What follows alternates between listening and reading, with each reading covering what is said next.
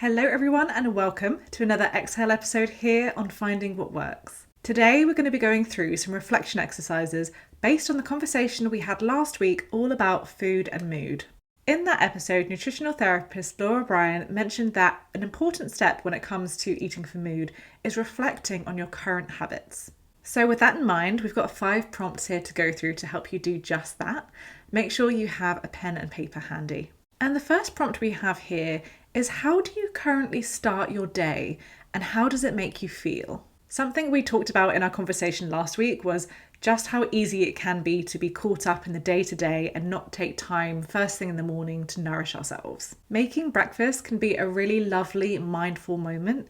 So take this prompt as a chance to reflect on what your current morning routine looks like, where food and nourishing yourself fits into that, and how it's feeling for you right now.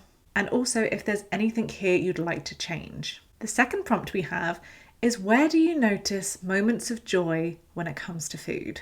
Becoming more aware of joyful moments when it comes to eating and food can really do wonders for our mood. You might notice it when gathered with friends at a restaurant, when trying some new cuisine, or even when you've mastered that smoothie recipe that gives you the perfect balanced energy boost you're looking for. Make a note of any of these moments that come to mind just to bring some awareness to them. Our third prompt is, what foods make you feel good after eating them? This question can help us drill down a little bit deeper into how what we eat impacts our mood. So ask yourself, which foods make you feel satiated? Which foods bring up your energy in a stable way? And of course, which foods bring you joy?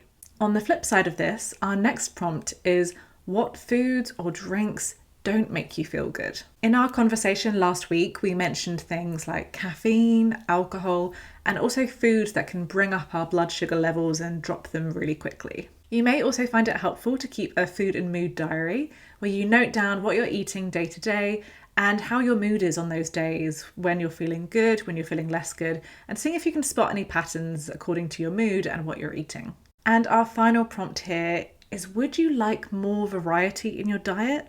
And if so, how can you do this? Something we learned last week is that a key part of eating for mood is supporting our gut microbiome.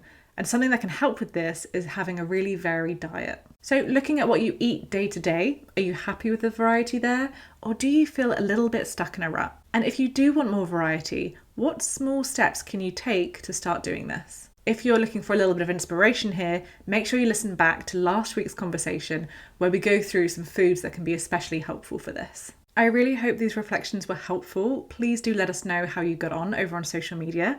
We are at happyful_magazine on Instagram and TikTok, and we'll be back next week with a conversation about coping with trauma.